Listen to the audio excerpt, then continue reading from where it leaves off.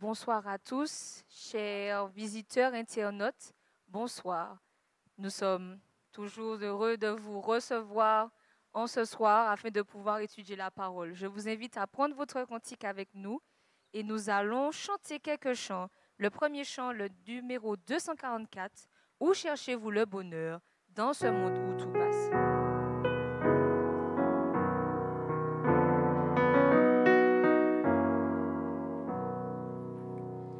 Où cherchez-vous le bonheur dans ce monde où tout passe?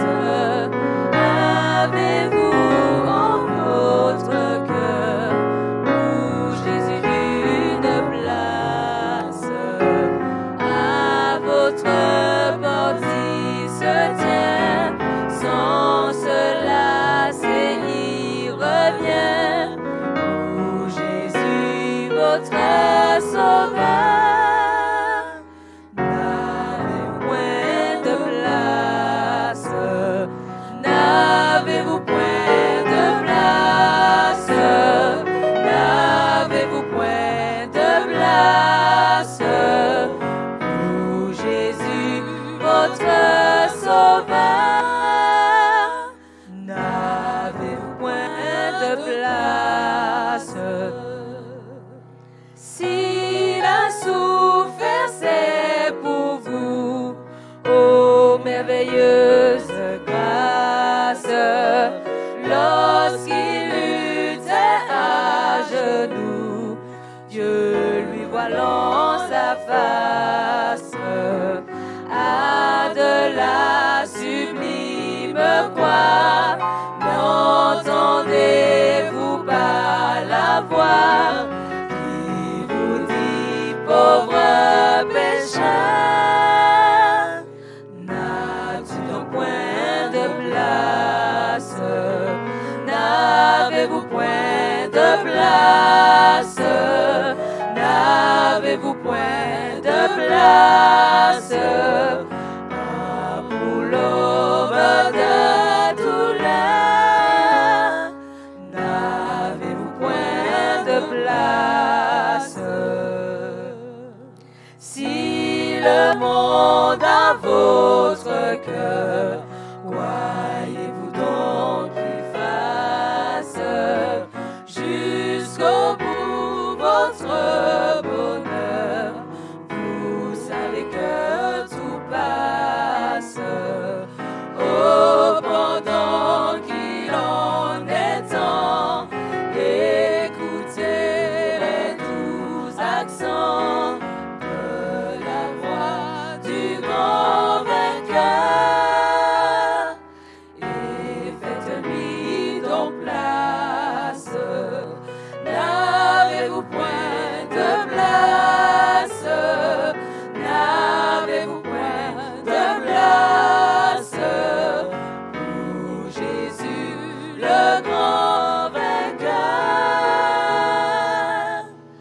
n'avez-vous point de place? Nous tournons encore quelques pages et nous prenons le numéro 236. Entends-tu, Jésus t'appelle, viens au pécheur, il t'attend. Laisse entrer ce roi de gloire, ouvre ton cœur à Jésus.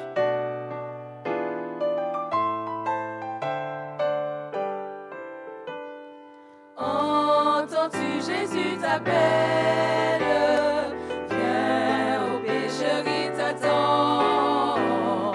À cette voix si fidèle, tu résistes trop souvent. Laisse entrer le roi de gloire, ouvre ton cœur à Jésus. Laisse entrer le roi de gloire, à te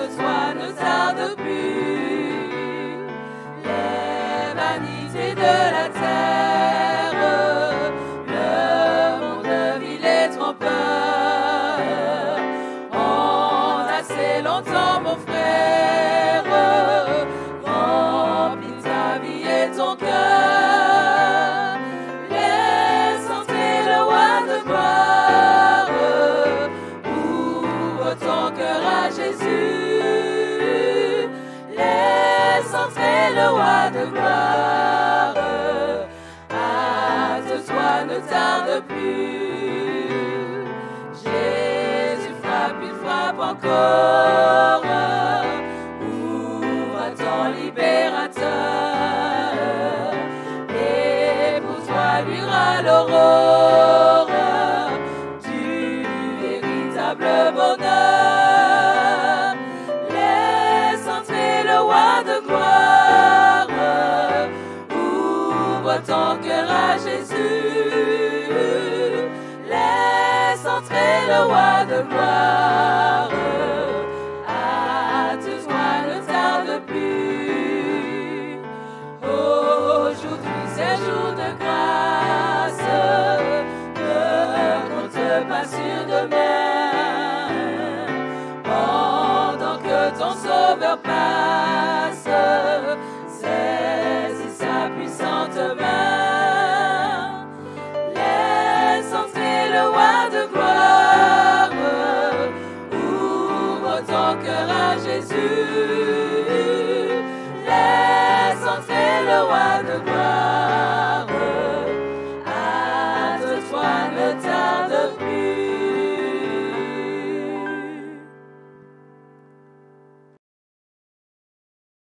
Nous voulons vous dire bonsoir. Et avant d'aller plus loin dans le programme, nous allons nous incliner.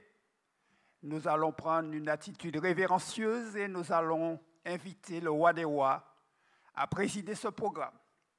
Inclinons-nous donc pour la prière. Notre Dieu et notre Père céleste, nous te sommes infiniment reconnaissants. Reconnaissants pour cette belle journée que tu nous as donnée. Le soleil, la pluie, les éléments afin d'égayer notre cœur. Et tu nous as permis, pour ceux qui étaient à l'extérieur, qui étaient au travail, de gagner leur vie.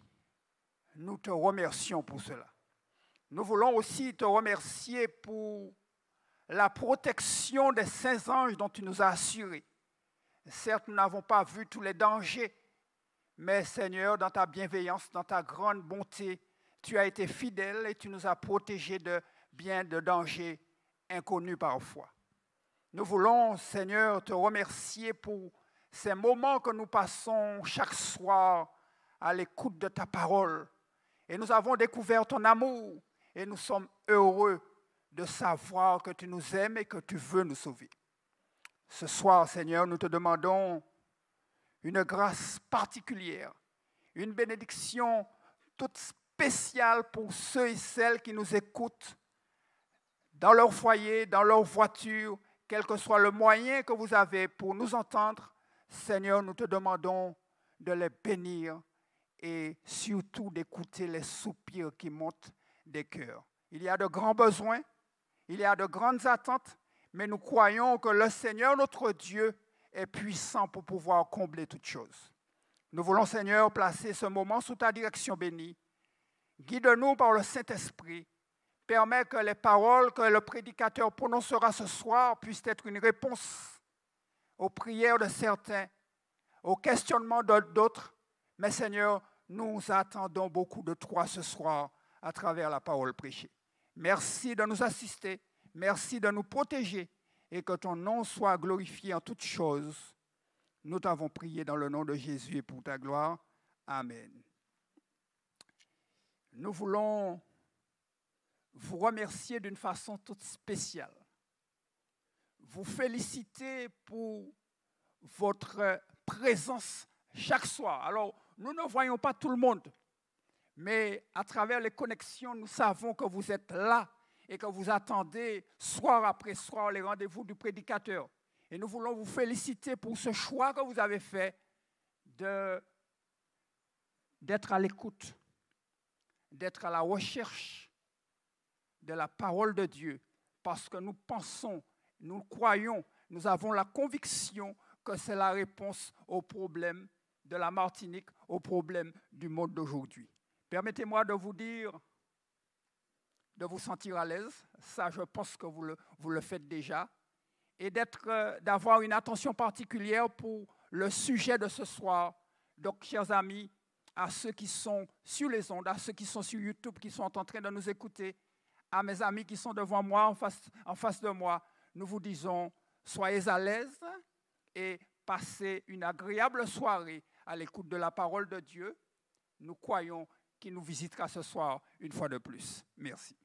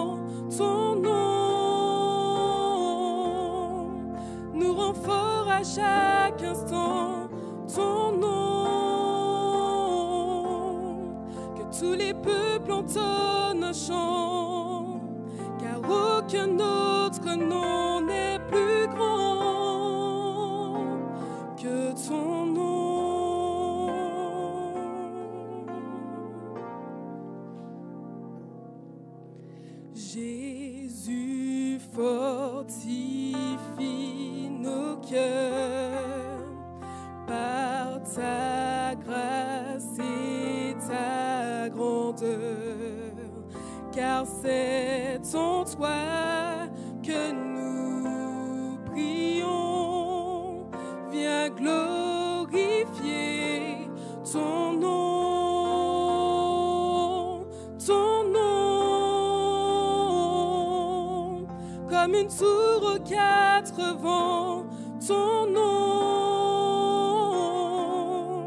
nous rend fort à chaque instant, ton nom,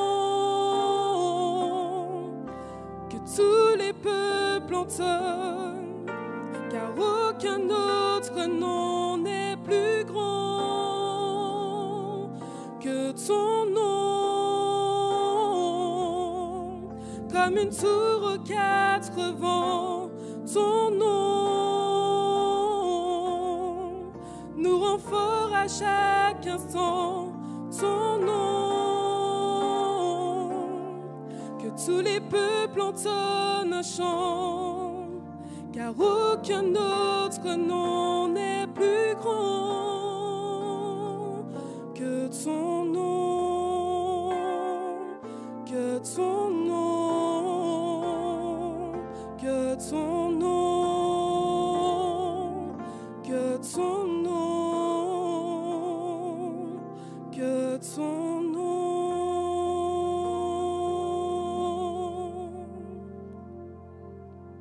Je vous invite à entonner avec nous notre chantème, Grâce de Dieu.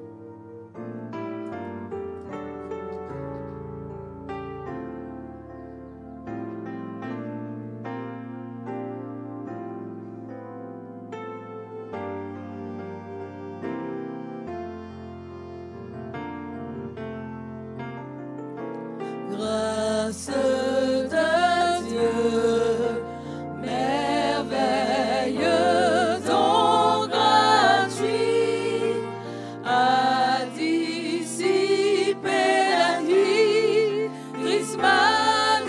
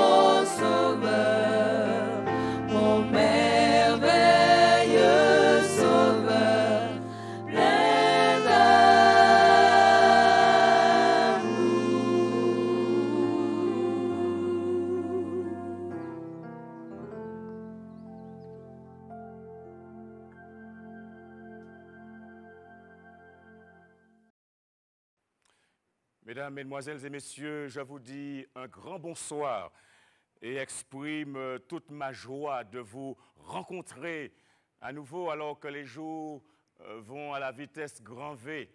Et nous savons, tout cela nous indique clairement que ce que nous avons à faire, il nous faut le faire immédiatement.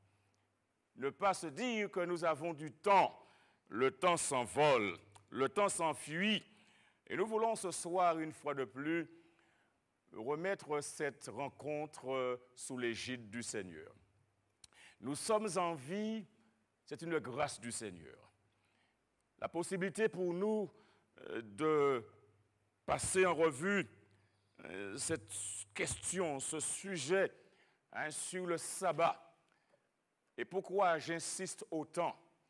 C'est parce que la question du sabbat est un enjeu majeur. C'est l'enjeu de la fin des temps. La question du sabbat, c'est la question de qui vais-je adorer? À qui vais-je donner mon allégeance? Qui contrôle ma vie? Qui est important pour moi? Ça, c'est la question centrale et cruciale face à laquelle chaque être humain va se trouver.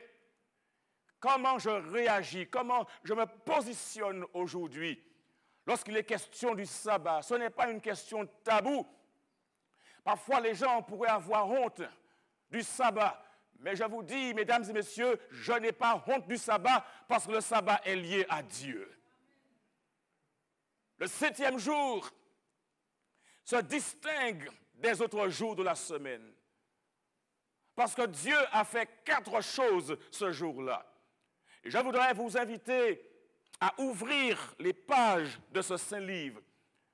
Dans le premier livre de la Bible, appelé la Genèse, chapitre 2, versets 2 et 3. Et rappelez-vous, hier soir, j'ai souligné le fait que Dieu acheva au 7e jour son œuvre.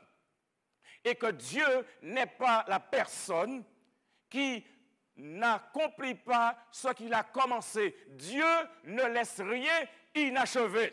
Dieu acheva au 7e jour son œuvre qu'il avait faite. Ainsi donc, quand Dieu arrive au 7e jour, son œuvre avait déjà été faite. Et la Bible nous enseigne, il se reposa au 7e jour de toute son œuvre qu'il avait faite. Et Dieu, que fera-t-il? Il bénit le 7e jour. Il le sanctifia parce qu'en ce jour, il se reposa de toute son œuvre qu'il avait créée en la faisant. Le 7e jour, ce n'est pas un jour où Dieu va faire le monde. Mais le monde est fait et le 7e jour, c'est la fête qui commence. Alléluia. Le 7e jour est un jour de célébration. La Bible est claire là-dessus, mesdames et messieurs. Le Seigneur a un jour et ce jour, c'est le sabbat, le 7e jour de la création. Et comprenez que Dieu l'a fait de manière spéciale. Il l'a fait pour vous. Il l'a fait pour moi. Et des lèvres du Sauveur, cette déclaration va sortir dans Marc chapitre 2, verset 27.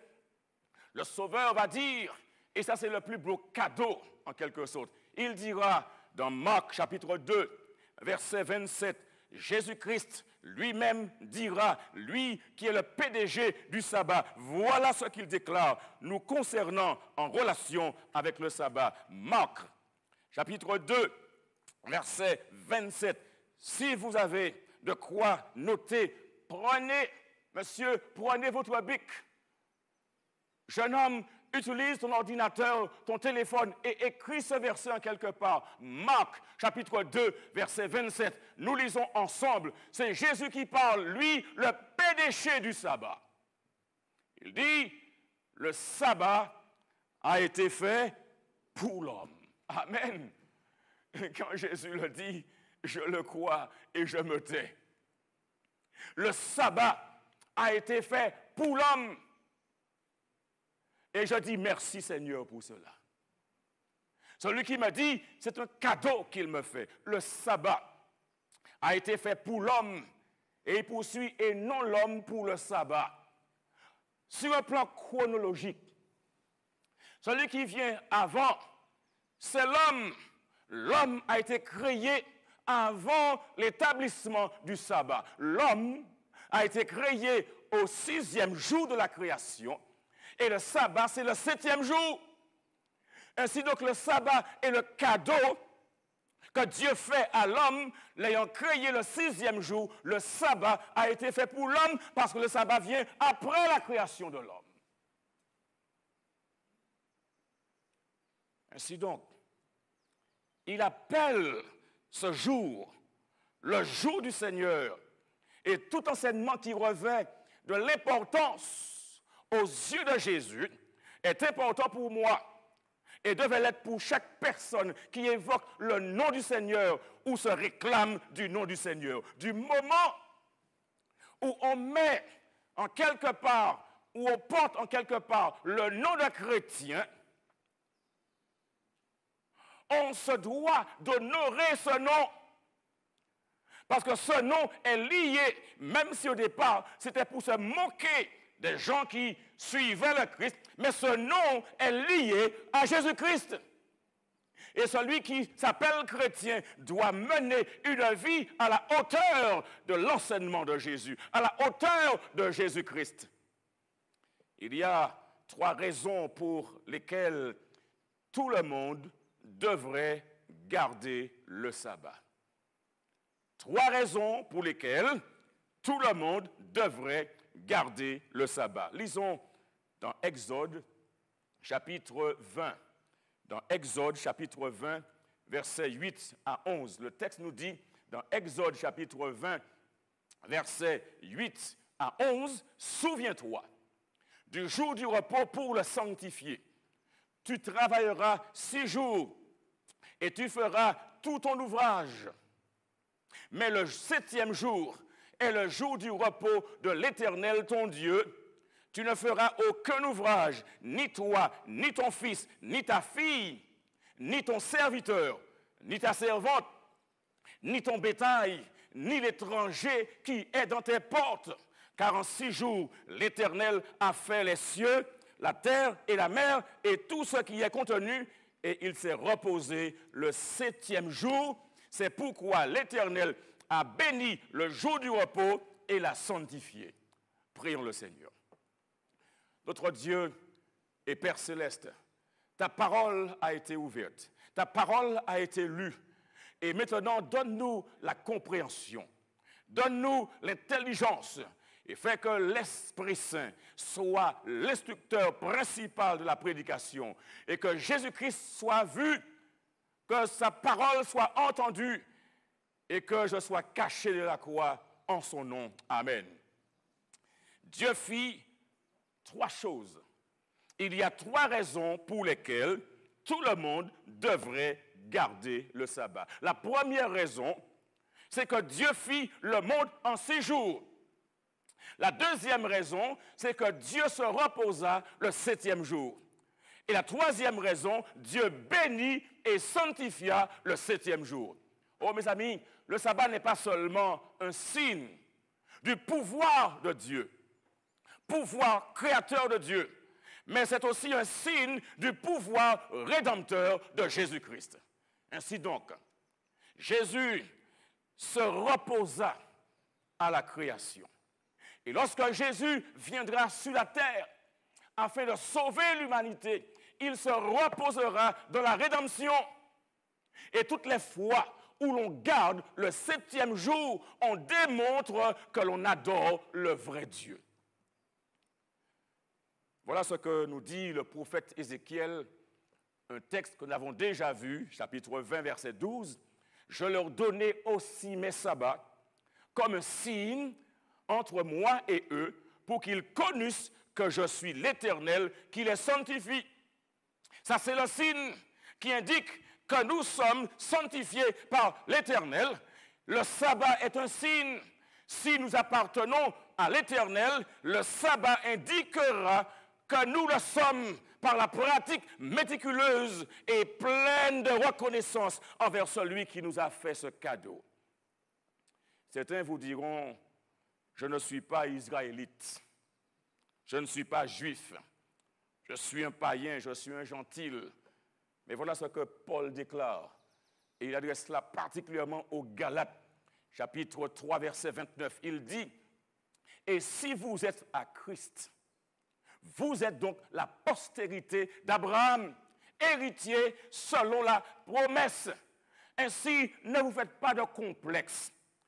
Si vous n'êtes pas juif, israélite, ça n'a pas d'importance. Jésus dit, si vous êtes à Christ, Paul dit, si vous êtes à Christ, vous êtes donc la postérité d'Abraham et vous héritez comme les enfants de la postérité. Amen. Jésus-Christ qui fait tout cela. Notre Seigneur, mes amis, a un jour, et ce jour, c'est l'anniversaire de la terre. Quelqu'un m'a posé une question, c'était avant-hier ou hier. Doit-on fêter son anniversaire? Que je dise déjà que chacun est responsable de fêter ou de ne pas fêter. C'est une décision individuelle. Mais je crois également que si je suis en vie, c'est que je suis venu en vie un jour, n'est-ce pas? Et quand ce jour arrive, ma reconnaissance envers celui qui donne la vie doit être optimum. Je n'ai pu laisser passer ce jour comme cela. Je n'ai pas à courir les rues avec une pancarte pour dire « ouais, c'est ma fête, c'est ma fête, c'est ma fête ». Non, mais je reconnais ce que Dieu a fait pour moi. Et ce jour-là, quand je me lève, je mets mes deux genoux par terre, à côté de mon épouse, et nous prions et nous remercions Dieu pour cette année de plus. Et nous manifestons notre reconnaissance envers lui, parce que tant de choses se sont écoulées. Mais Dieu nous a conservés en vie. Et s'il l'a fait, c'est parce qu'il a une raison. Et je ne peux pas laisser passer ce jour comme un ingrat. L'air que je respire, combien d'argent je paie pour l'avoir? Combien d'argent je paie pour marcher? Combien d'argent je paie pour respirer, pour voir, pour entendre, pour toucher, pour goûter? Combien d'argent ce Dieu-là me donne ces choses gracieusement? Et si, quelque part, je réalise que c'est un 20 février, je suis né, je dois lui dire merci Seigneur.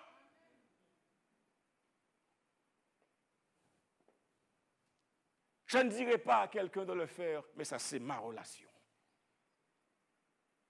Ainsi donc, quand il est question de l'anniversaire, nous savons que Dieu, il a établi ce monde en 6 jours et le 7e jour, il s'est reposé. Et ça, c'est l'anniversaire de la terre. Et ma reconnaissance envers Dieu me poussera chaque sabbat à exprimer ma gratitude envers Dieu parce qu'il m'a donné le sabbat comme cadeau. Alléluia, Seigneur! Notre anniversaire a lieu une fois par an, mais l'anniversaire de la terre a lieu une fois par semaine. Et l'anniversaire de la terre est un mémorial de la création qui commence au coucher du soleil. Et c'est important comme une devise qu'on rappelle cela. Dieu n'a pas voulu que cela soit fait chaque millénaire. Et chaque mois, chaque année, mais chaque semaine. C'est le cycle qu'il a donné. Chaque semaine, le 7e jour, c'est l'anniversaire de la terre. Dieu avait vu que des gens viendraient et diraient que le monde est venu par hasard. Dirait que Dieu n'existe pas, dirait que nous sommes des entendants de ceci ou de cela. Mais là, le sabbat nous rappelle nos origines, notre identité. Nous sommes des gens créés à l'image de Dieu. Et le sabbat a un commencement du coucher du soleil au coucher du soleil. Nous lisons dans Lévitique chapitre 23, verset 32. Il est dit, ce sera pour vous un sabbat, un jour de repos, et vous humilierez vos âmes dès le soir, du 9e jour jusqu'au soir suivant, vous célébrerez votre sabbat. Ainsi donc, le jour tel qu'il a été indiqué dans la Genèse, il y eut un soir et il y eut un matin, ça fut le premier jour, le deuxième jour, le troisième jour, le quatrième jour, le cinquième jour, le sixième jour, et tout cela est décliné clairement dans le livre de la Genèse, chapitre 1. Ainsi, nous comprenons que Dieu ne nous laisse pas dans l'à peu près. Il nous indique à quel moment le jour commence. Il nous dit que le jour commence au coucher du soleil. Jésus, dans Marc, chapitre 1, verset 32, le soir, après le coucher du soleil, on lui amena tous les malades et les démoniaques. Jésus, dans sa vie, dans son ministère, il a respecté l'anniversaire de la terre quand il est mort. D'ailleurs, quand Jésus est mort, dans Jean 19, verset 30, la Bible enseigne, lorsque Jésus est mort, dans Jean chapitre 19, verset 30, Jésus, quand il eut pris le vinaigre, il dit, tout est accompli. Il baissa la tête et il rendit l'esprit. Tout est accompli. C'est pourquoi il était venu, cela a été achevé. Parce que Jésus, quand il commence quelque chose, il ne laisse jamais la chose inachevée. Et quels que soient les crachats qu'on aurait versés sur son visage, quels que soient les fouets qu'on lui aurait administrés, quels que soient les espions qu'on aurait mis après lui, quels que soient les pièges qu'on lui aurait tendus, Jésus n'aurait jamais capitulé parce que Jésus n'a jamais commencé une chose pour ne pas la terminer. Tout est accompli. Amen. Et si nous sommes là, en possibilité d'entendre la parole de Dieu, c'est parce que Jésus l'a fait pour vous et l'a fait pour moi. Il y a de l'espoir encore. Amen. Et voilà ce qui s'est passé.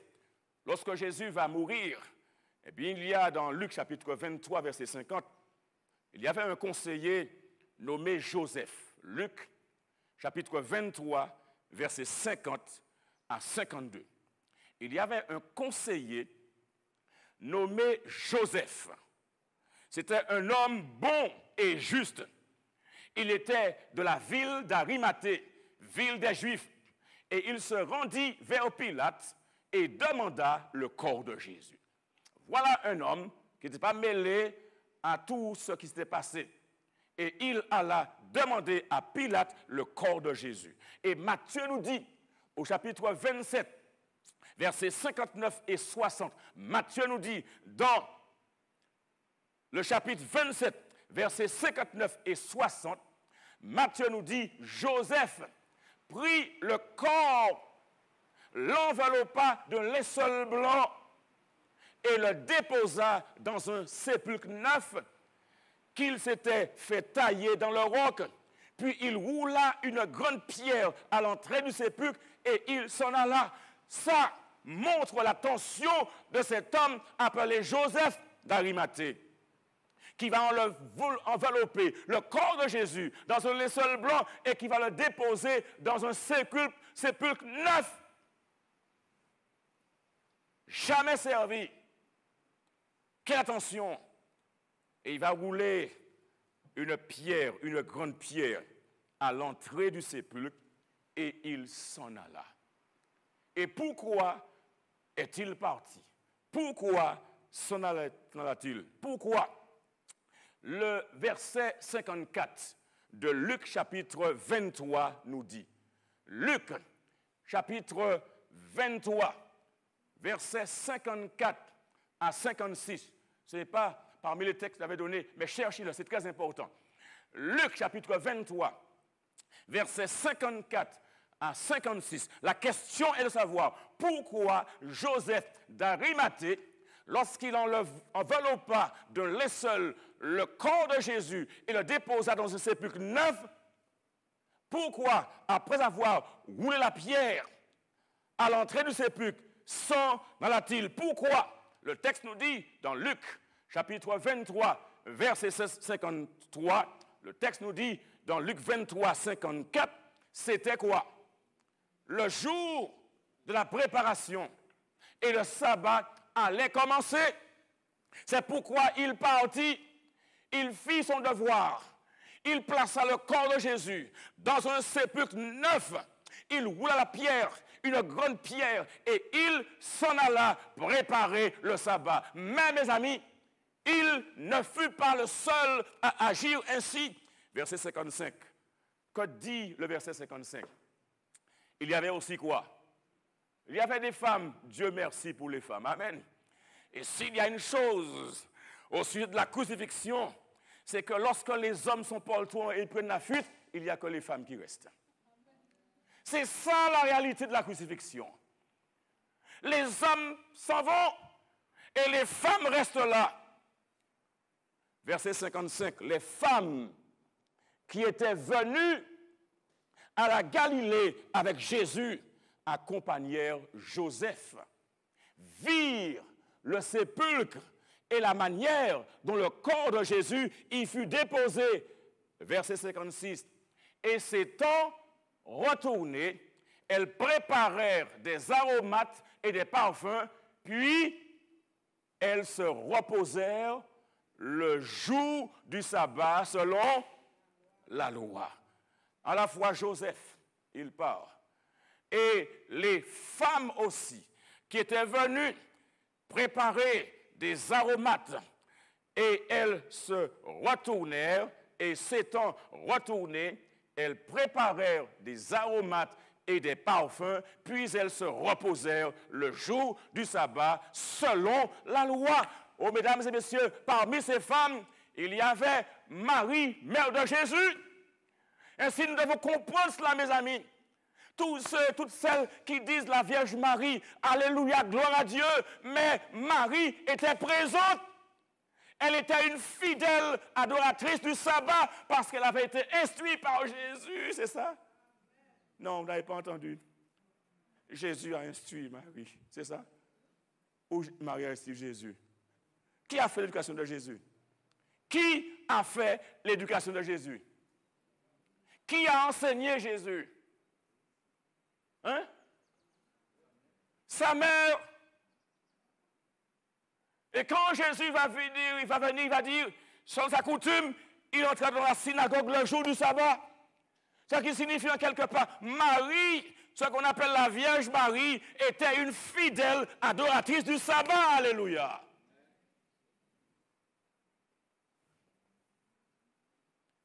Mes amis, je voudrais nous dire ce soir que ce qui se passe ici est une révélation du Seigneur.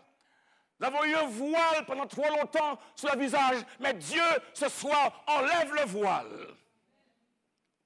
Paul était un observateur du sabbat. Pierre était un observateur du sabbat. Et partout où on parle de Saint Paul ou de Saint Pierre, c'était des pratiquants et des prédicateurs du sabbat. Alléluia.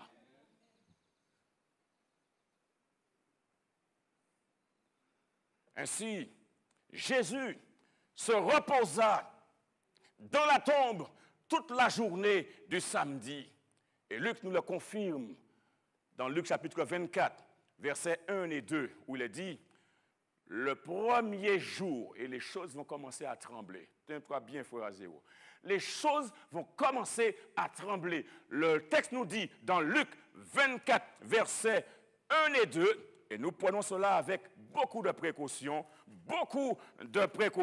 Luc chapitre 24, versets 1 et 2, le texte nous dit, le premier jour de la semaine, elles se rendirent au sépulcre de grand matin. Il faisait encore sombre, n'est-ce pas?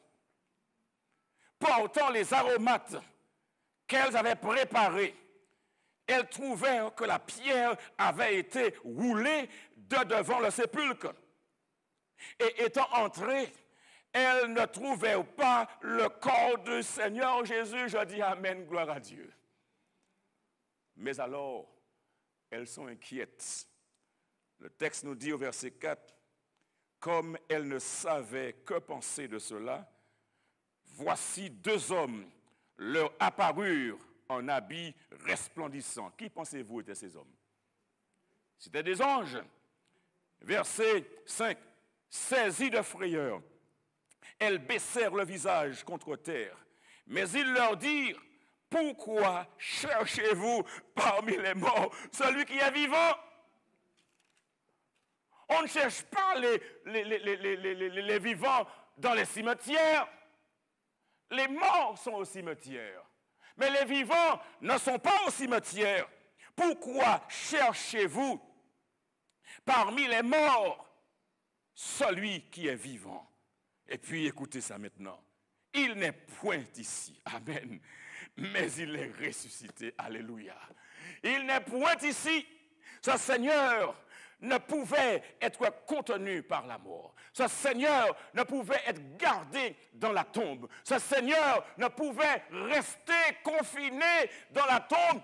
Et pourquoi cherchez-vous celui qui est vivant parmi les morts? Mes amis, je vous dis ce soir, ce Jésus, il est vivant au siècle des siècles. Il était mort.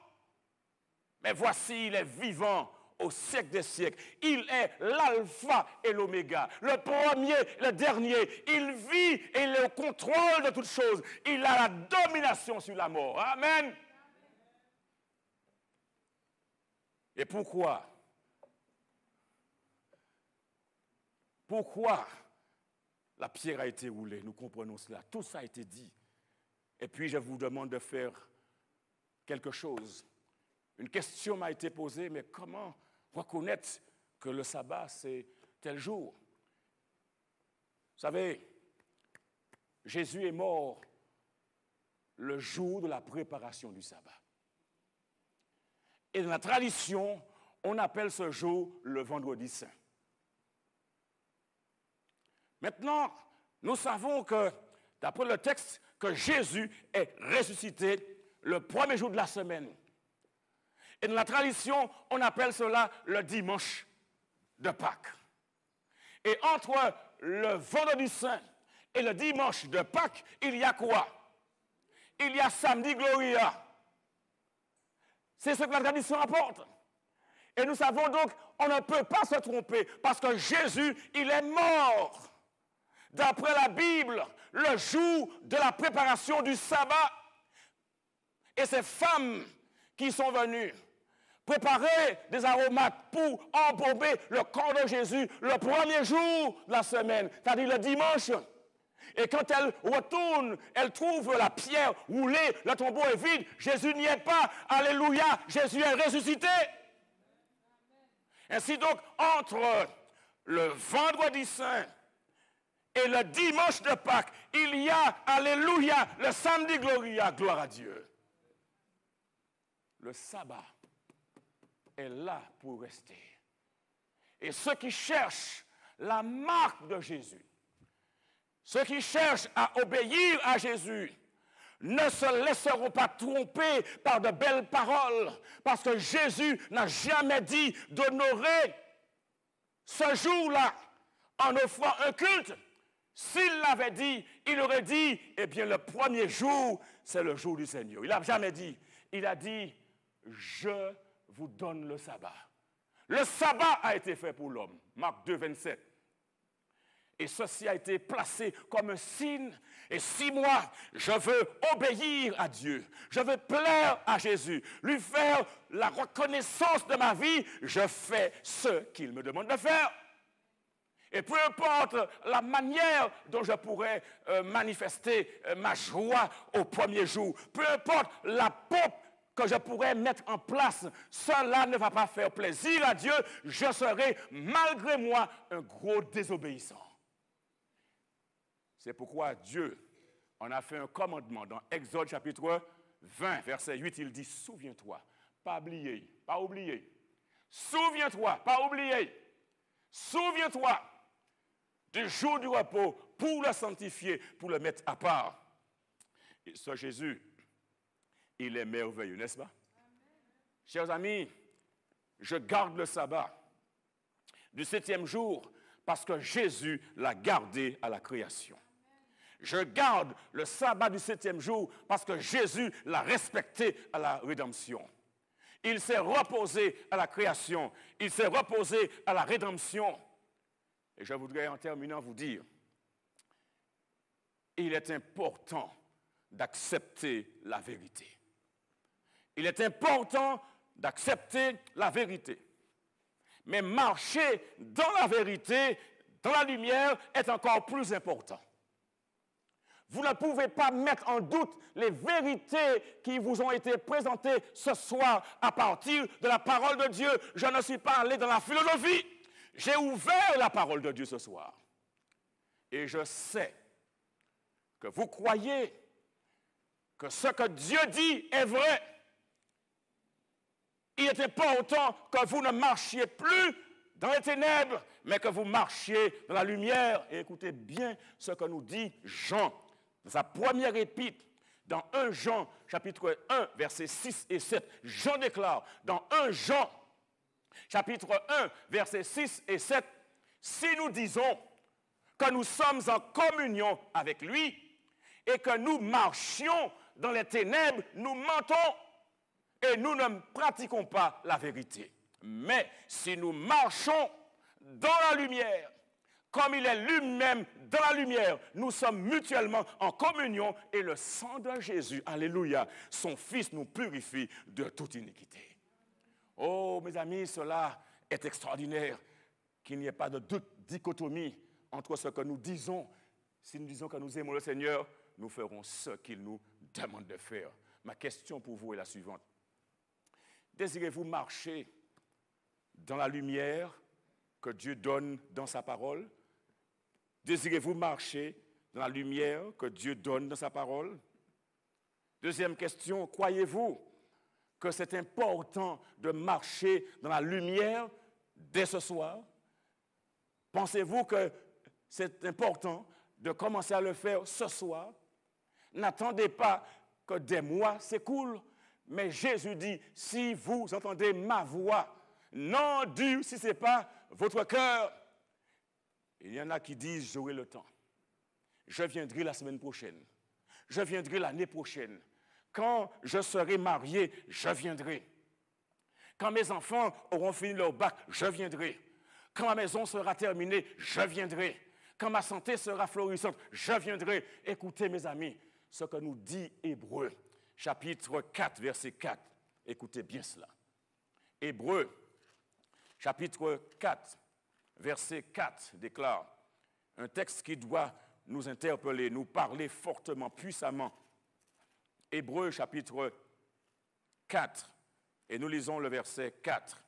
Voilà ce qui est dit dans Hébreux, chapitre 4, verset 4. Un texte qui nous parle ce soir. Il est dit dans Hébreux, chapitre 4, et nous lisons à partir du verset 1. Hébreux, chapitre 4, verset 1.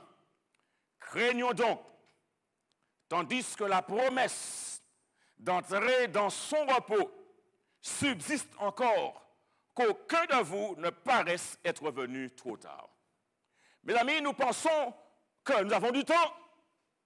Nous pensons que le temps nous appartient et que nous sommes au contrôle de ce temps-là. Mais ce temps-là peut nous échapper à tout moment. Nous ne sommes rien que poussière, une vapeur.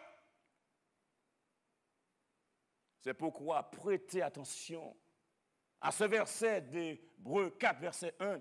Craignez donc, ayez peur, tandis que la promesse d'entrer dans son repos subsiste encore. C'est encore jour de grâce. La promesse est là, le sabbat est là. Il dit, entrez maintenant. La promesse est encore là. La porte de la grâce est encore ouverte. C'est encore jour de grâce. Craignez donc qu'aucun de vous ne paraisse être venu trop tard. Et pourquoi une telle insistance? Pourquoi j'insiste autant? Le verset 2 du chapitre 4 de Hébreux nous dit, car cette bonne nouvelle nous a été annoncée aussi bien qu'à eux, mais il y a eu un problème. Mais la parole qui leur fut annoncée ne leur servit de rien. Pourquoi? parce qu'elle ne trouva pas de la foi chez ceux qui l'entendirent. Le problème est un problème de croyance, un problème de foi. La parole a été proclamée et ils ont entendu la même parole que vous. Mais le problème avec eux, c'est qu'ils n'ont pas accepté la parole. Et si cette parole qui sauve n'est pas acceptée, on ne sera pas sauvé parce que celui qui le dit, il est très sérieux. Ne pensez pas que Jésus est en train de plaisanter parce que ce qu'il a fait pour nous, il n'a pas plaisanté. On l'a battu, on l'a crucifié, il a souffert, il a crié « Mon Dieu, pourquoi m'as-tu abandonné ?» Vous pensez que c'est du cinéma? Non! Et quand Jésus l'a dit, il l'a dit avec toute la solennité, toute la force. Mes amis, nous ne comprenons pas cela. Nous pensons que nous pouvons faire ce que nous voulons, aller là où nous voulons, faire exactement comme tout le monde, et à la fin du temps, mettre notre main dans notre poche et puis acheter le salut. Impossible. Si cette parole ne trouve pas un écho dans nos cœurs, eh bien nous serons perdus comme n'importe qui.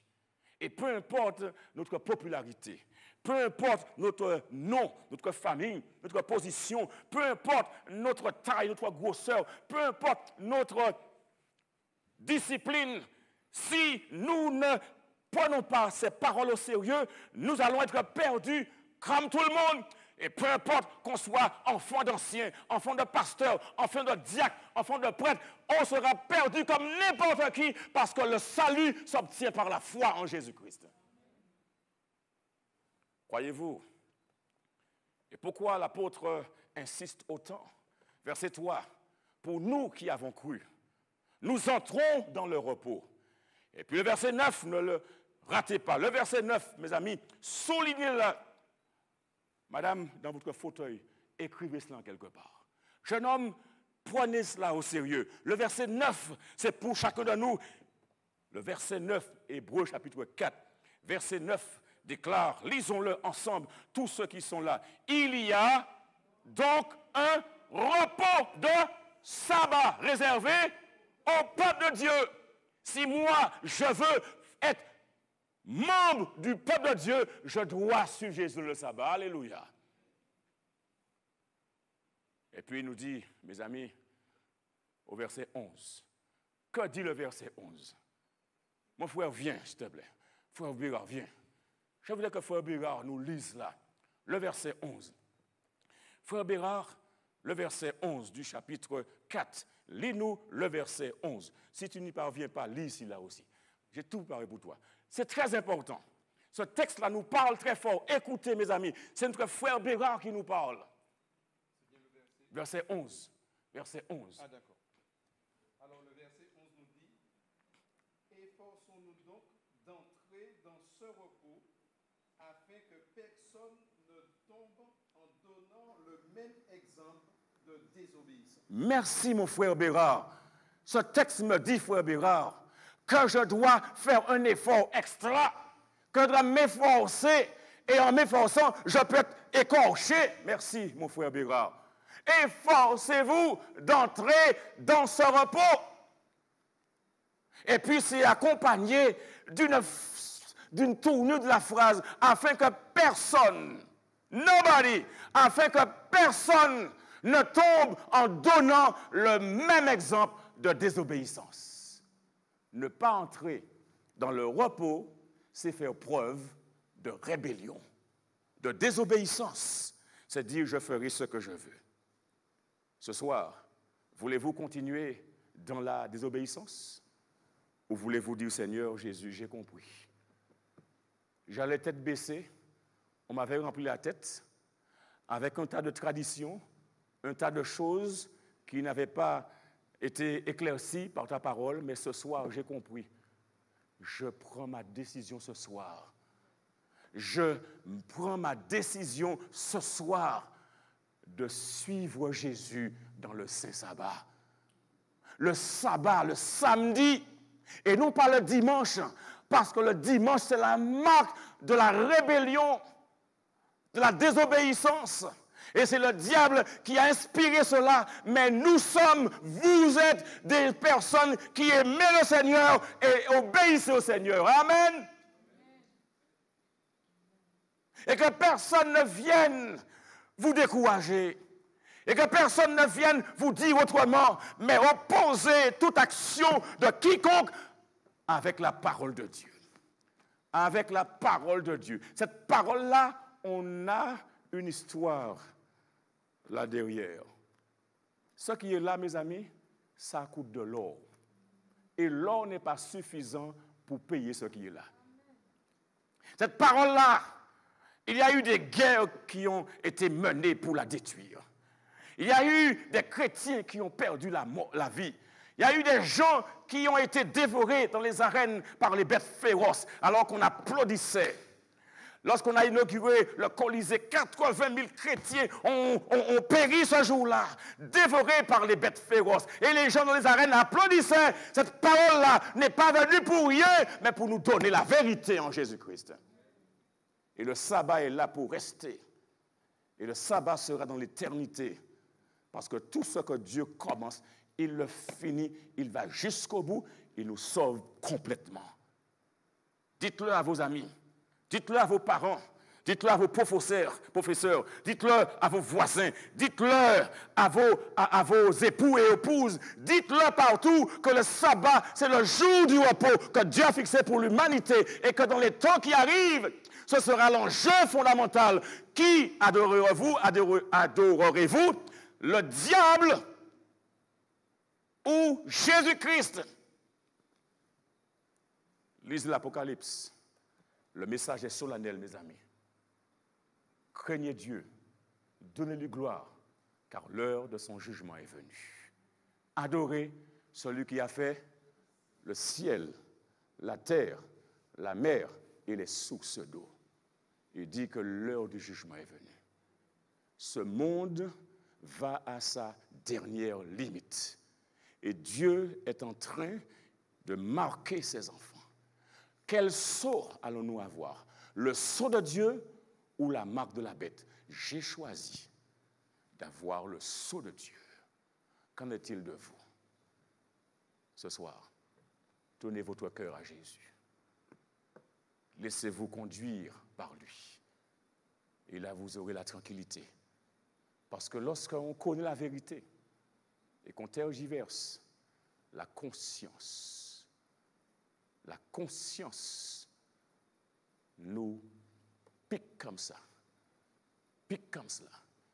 Et après quelques temps, si on ne réagit pas, eh bien, Dieu nous laisse. Vous voulez choisir cette voie? Dieu nous laisse parce qu'il respecte le choix des uns et des autres. Si j'insiste autant, c'est parce que je vous aime. Je voudrais que nous soyons tous cette terre nouvelle que le Seigneur prépare pour ses enfants. Voulez-vous suivre Jésus dans le baptême? Voulez-vous suivre Jésus dans le sabbat? Dans toute sa vie, être complètement à Jésus. Je vous le dis avec solennité, c'est encore jour de grâce. Prépare-toi pour la crise finale. Le voulez-vous? Et vous, monsieur, et vous, madame, jeune homme, prions le Seigneur. Mettons-nous debout.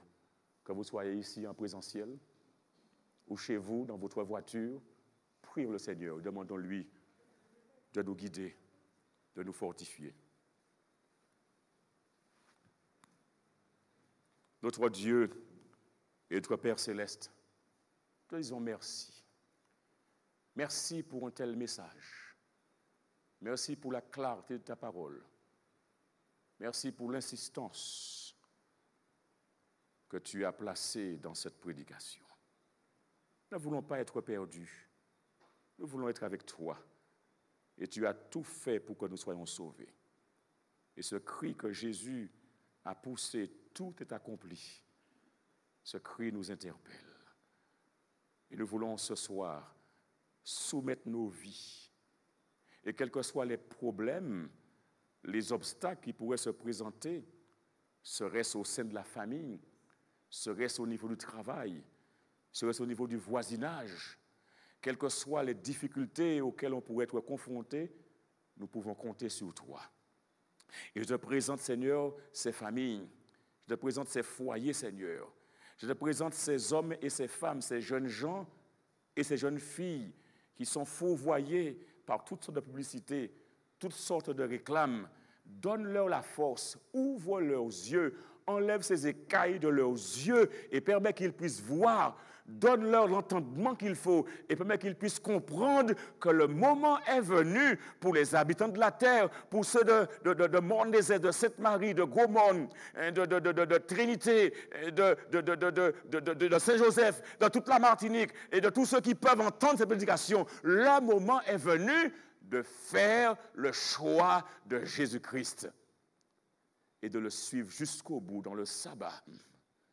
Et je te prie, Seigneur, de bénir tous ceux et toutes celles qui se sont déjà inscrites.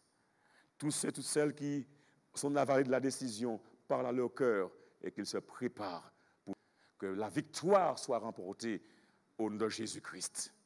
Ô Père, nous allons nous séparer ce soir. Pour ceux qui sont en présentiel, renvoie-nous avec ta paix, ta bénédiction, ta protection et ramène-nous ici demain soir pour ce message ô combien important. L'Église qui remporte la victoire sur le diable. Renvoie-nous avec ta paix.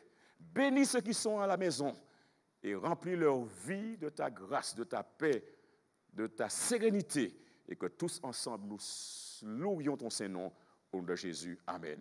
Une bonne soirée, une bonne rentrée. C'est encore jour de grâce.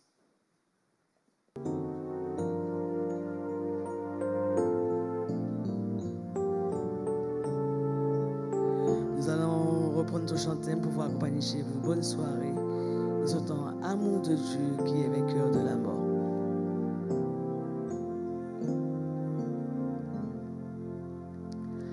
Amour de Dieu qui est vainqueur de la mort a transformé mon sang, il m'a pardonné. Amour de Dieu qui brise toute les chaînes, nous libère de la haine, de nos péchés. Et j'ai décidé de vivre chaque jour pour mon merveilleux Sauveur, plein d'amour. Et j'ai décidé de vivre chaque jour pour mon merveilleux Sauveur. Loué soit mon Sauveur, mon merveilleux Sauveur, plein d'amour.